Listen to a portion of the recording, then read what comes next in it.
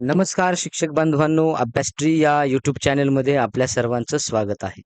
मित्रांनो, आपण सध्या टी-ई-टीची तयारी करत आहात आणि त्यामध्ये पेपर 1 आणि पेपर 2 यामध्ये मराठी व्याकरणातील प्रयोग हा खूप महत्त्वाचा घटक आहे मित्रांनो. आपला 1 मार्क 100% फिक्स होऊ शकतो. त्यासाठी काही जबरदस्त ट्रिक्स आम्ही आजच्या या व्हिडिओमध्ये घेऊन आलेलो आहोत. मित्रांनो, कोणताही प्रयोग ओळखा केवळ 1 सेकंदात. त्यासाठीच्या काही ट्रिक्स या व्हिडिओमध्ये आपल्याला पाहायला मिळणार आहेत. पण मित्रांनो, पुढे जाण्या अगोदर जर आपण या चॅनलवरती नवीन असाल, तर चॅनलला सबस्क्राईब करायला विसरू नका आणि बेल आयकॉन देखील नक्की प्रेस करा. मित्रांनो, पाहूयात मग प्रयोग. प्रयोग हा अत्यंत महत्त्वाचा आणि हमखास गुण मिळवून देणारा विषय आहे. चला तर मग प्रयोग म्हणजे काय आणि त्याचे प्रकार कायमचे लक्षात ठेवण्याच्या काही मजेशीर ट्रिक्स आपण आजच्या या व्हिडिओमध्ये पाहूयात. आता प्रयोग काय आहे? वाक्यातील कर्ता, कर्म आणि क्रियापद यांच्या परस्पर संबंधाला व्याकरणात प्रयोग असे म्हणत असतात. सोप्या भाषेत सांगायचं तर वाक्यातील क्रियापद हे कर्त्याच्या इच्छेनुसार बदलते की कर्माच्या इच्छेनुसार बदलते हे ओळखणे म्हणजेच प्रयोग आहे. प्रयोगाचे मुख्य 3 प्रकार पडतात. आता प्रयोगाचे 3 प्रकार कर्तरी प्रयोग, कर्मणी प्रयोग आणि भावे प्रयोग. तर आता आपण कर्तरी प्रयोग पाहूयात. बघा, जेव्हा वाक्यातील क्रियापदाचे रूप हे कर्त्याच्या लिंग, वचन किंवा पुरुषानुसार बदलते, तेव्हा त्याला कर्तरी प्रयोग म्हणतात. बघा, कर्तरी प्रयोग कशाला म्हणायचं, की वाक्यातील क्रियापदाचे जे रूप आहे, हे कर्त्याच्या लिंग, वचन आणि पुरुषानुसार ते बदलतात. त्यावेळेला त्याला कर्तरी प्रयोग आपण म्हणत असतो. आता ओळखण्याची ट्रिक काय आहे?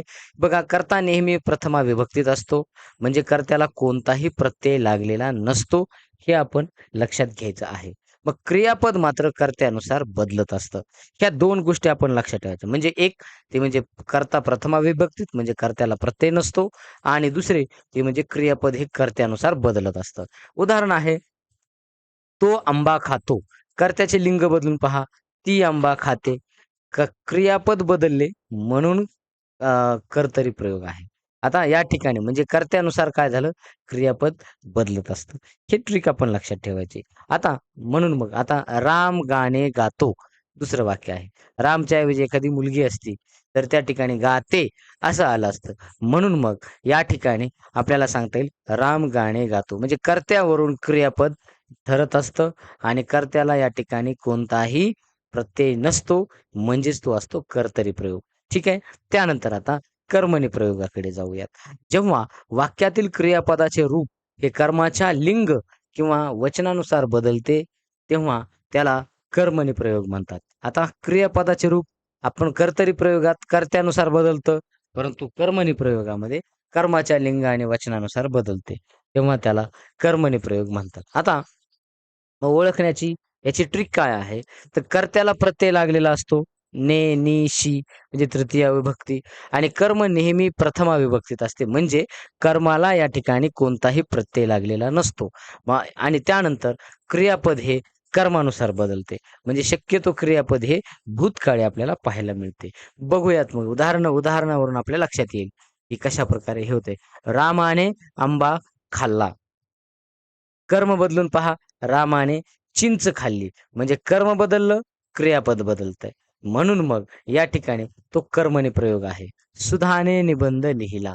आता इथं आपण कर्तावी बदलून बघू. आता राजू लिहू. राजूने निबंध लिहिला. मग इथं बदल होतोय का? कर्त्यामुळे क्रियापदात बदल होणार नाही. म्हणून हा थोडक्यात आपल्याला सांगता येतं, की यावरून लक्षात घ्यायचं, की हा कर्मणी प्रयोग आहे. म्हणजे या ठिकाणी कर्त्याला प्रत्यय असतो. आता ने हा प्रत्यय आपल्याला इथं या ठिकाणी पाहायला मिळेल, परंतु क्रियापद हे कर्मानुसार बदलत असतं. हे आपण लक्षात घ्यायचं. पोलिसांनी चोर पकडला. आता चोर पकडला म्हणजे याच्यानुसार चोरावरून हे पकडला, पकडली म्हणजे इथं यावरून आपल्या लक्षात येऊ शकतं, की कर्मावरून क्रियापद बदलत आहे. म्हणजे कर्मावरून क्रियापद बदलतंय म्हणजे थोडक्यात तो कर्मणी प्रयोग आहे.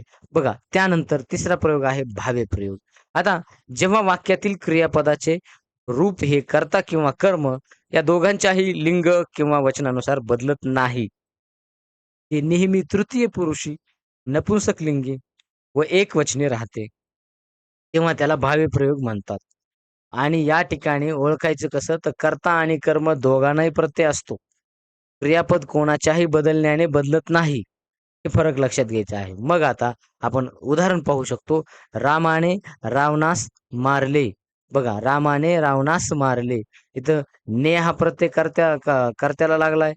स हा प्रत्यय कर्माला लागलाय आणि या दोघांमुळे सुद्धा हे क्रियापदात काही बदल होताना पाहायला मिळणार नाही. मग हा भावे प्रयोग असतो, हे आपण लक्षात घ्यायचं आहे. म्हणजे क्रियापद कोणाच्याही बदलण्याने बदलत नाही. शिक्षकांनी विद्यार्थ्यांना शिकविले, आईने बाळाला निजवले. अशा प्रकारचे हे वाक्य म्हणजे हे भावे प्रयोगाचे वाक्य आहेत. चला, या ठिकाणी आणखी छोट्यासा हा जो पाहिलेला घटक आहे आपण थोडक्यात आपण एकदा समजून घेऊ. बघा, इन शॉर्टमध्ये परीक्षेत वाक्य आल्यावर फक्त कर्ता आणि कर्माचे प्रत्यय पाहिजे. कर्ता इथं बघा, कर्त्याला प्रत्यय असतो का? नाही. कर्तरी प्रयोगामध्ये कर्त्याला प्रत्यय नाही आणि मग कर्माला प्रत्यय असतो का? असतो किंवा नसतो, दोन्ही बी असू शकतं. शक्यतो असतो, परंतु क्रियापद हे कर्त्यामुळे बदलते, हे आपण लक्षात घ्यायचे गरजेचं आहे. आता कर्मणी प्रयोगात बघू. आता या ठिकाणी कर्त्याला प्रयोग असतो का? तर असतो आणि कर्माला प्रत्यय असतो का? नसतो आणि मग कर्मणी प्रयोग कर्मावरून थोडक्यात काय होत असतं? क्रियापद बदलत असतं. हे आपण लक्षात घ्यायचे. आणि भावे प्रयोग काय आहे? तर भावे प्रयोगात दोघांनाही प्रत्यय असतो, म्हणजे कर्त्यालाही प्रत्यय असतो आणि कर्मालाही प्रत्यय असतो. परंतु एक गोष्ट लक्षात ठेवायची, की कर्त्यामुळे सुद्धा आणि कर्मामुळे सुद्धा क्रियापद बदलत नाही. अशा वेळेला ते भावे प्रयोग असतो, हे आपण या ठिकाणी लक्षात ठेवायचे. थोडक्यात ज्याला प्रत्यय नाही त्याच्या नावानं तो प्रयोग आहे, असं आपण समजायचं. आणि दोघांनाही प्रत्यय असेल तर तो भावी प्रयोग असतो, हे आपण लक्षात ठेवायचं. म्हणजे कर्त्याला प्रत्यय असेल तर कर्त्याला प्रत्यय नसेल तर तो कर्तरी प्रयोग आणि कर्माला प्रत्यय नसेल तर तो कर्मणी प्रयोग, हे आपण लक्षात घ्यायचं आहे. ठीक आहे. तर या ठिकाणी नक्कीच ही ट्रिक आपल्याला समजलेली असेल, परंतु ही ट्रिक अजून समजून सांगण्यासाठी छोटीशी अजून एक ट्रिक आपण या ठिकाणी बघूयात. प्रयोग लक्षात ठेवण्यासाठी कर्ता आणि कर्म यांना माणसासारखे समजायचं. ज्याला प्रत्यय लागला समजा तो जेलमध्ये गेलाय आणि ज्याला प्रत्यय लागला नाही तो फ्री आहे. असं आपण या ठिकाणी समजूया. आता कर्तरी प्रयोग स्टोरी. इथे कर्त्याला कोणताही प्रत्यय नसतो, म्हणजे कर्ता पूर्णपणे फ्री असतो. तो बॉस आहे. त्यामुळे बिचारे क्रियापद बॉस सांगेल तसं वागतो. म्हणून मग हा कर्तरी प्रयोग आहे. ट्रिक लाईन, कर्ता मोकळा म्हणून तोच वाक्याचा राजा. आता इथं कर्मणी प्रयोगाचं काय? आता कर्माची हवा. इथे स्टोरी काय सांगते? इथे कर्त्याला नेचा प्रत्यय लागला, उदाहरण रामाने. पण प्रत्यय लागला म्हणजे कर्ता जेलमध्ये गेला आणि आता कर्म फ्री आहे, म्हणजे कर्माची कॉलर टाईट आहे. त्यामुळे क्रियापद आता कर्माच्या तालावर नाचते. आता ट्रिक लाईन काय झालं? तर कर्ता गेला जेलमध्ये. आता कर्म ठरवणार वाक्याचा खेळ. अशा पद्धतीनं आणि मग इथं तो कर्मणी प्रयोग आहे. आणि भावी प्रयोग, क्रियापद स्वतःच्याच भावात. म्हणजे कसं? तर इथे कर्त्यालाही प्रत्यय लागला आणि कर्मालाही, म्हणजे दोघांनाही प्रत्यय लागला. म्हणजे कर्ता आणि कर्म आता दोघेही जेलमध्ये गेले. आता कोणाचाच दबाव नाही. त्यामुळे क्रियापद कोणाचीच ऐकत नाही. ते स्वतःच्याच भावात असते, ॲटिट्यूडमध्ये असते. म्हणून मग दोघांनाही लागला प्रत्यय. क्रियापद खाते स्वतःचाच भाव, म्हणून भावे प्रयोग. अशी ही मजेशीर कल्पना आणि यावरून आपण आता प्रयोग लक्षात ठेवू शकता. धन्यवाद मित्रांनो. पुढच्या वेळेस भेटूयात एका पुढच्या व्हिडिओमध्ये खास ट्रिकसह. तोपर्यंत धन्यवाद.